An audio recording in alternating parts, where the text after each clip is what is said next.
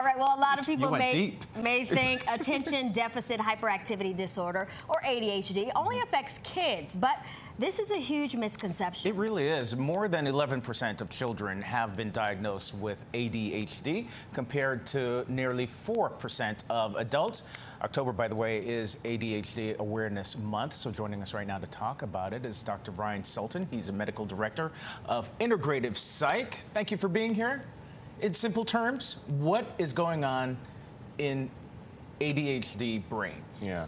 So what we want to start is we want to think about sort of ADHD in childhood. And I think you guys did a really nice job framing this around the idea that ADHD doesn't exist in adulthood, that was an idea that we had up until about the 1990s.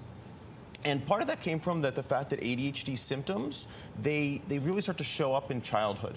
And what we see are that youth with ADHD tend to have brains that are a little bit different than everyone else's, right? So these are your eyes in front here, your prefrontal cortex. When we scan this part of a brain with a person with ADHD, we're going to notice there's less activity of dopamine, which is a neurotransmitter. Yeah. You might notice there's less blood flow here, and you might notice that it's not as developed. And this part of your brain, it's like the brake on a car. So it allows you to sort of slow down, control impulsivity, so maybe you wouldn't call out in class as a little kid. Okay. Or that you might have better judgment before doing something rash.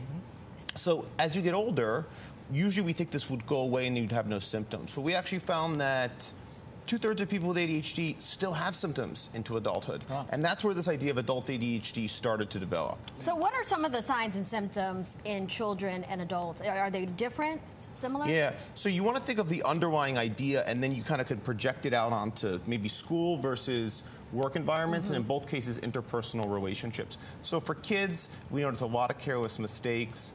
We'll have parents coming in saying, you know, I tell them something and it goes in one ear and out the other. And, you know, they might be hyperactive. So impulsive, inattention, and hyperactivity. As you talk more about adults, careless mistakes come a lot. Anything related to executive function, which is I have to do multiple things that are kind of complex tasks. So anything with planning or organization, these people would struggle with, say, planning a trip, because there's so many decisions that you have to make along the way. And they tend to also find that they're not going to be able to sit and have a duration of attention span that's as long as someone without ADHD. And is there still pretty much a stigma towards this? Yeah, I think it's decreased significantly, but historically, yeah, there's absolutely been that, and an idea that these people were not as smart, which has never been found to be true, as well as the idea that it doesn't exist, and that's not true, or that we made up this idea recently, because we actually know that people were talking about what we think about as ADHD now back in the 1700s. Interesting. Are there some strengths associated with people who have ADHD that actually allow them to still perform normally? What's considered normally? Yeah, so I mean, I actually like to even separate from a normal idea. I think people with ADHD, there's sort of an idea of thinking them as not neurotypical, meaning their brains are a little different, but that there's some advantages to that for them, right? So the advantage for some reason to this change in their brain, which we know probably was been around a long time, like hundreds of thousands of years ago, like when we were hunter-gatherers, is that they're more creative.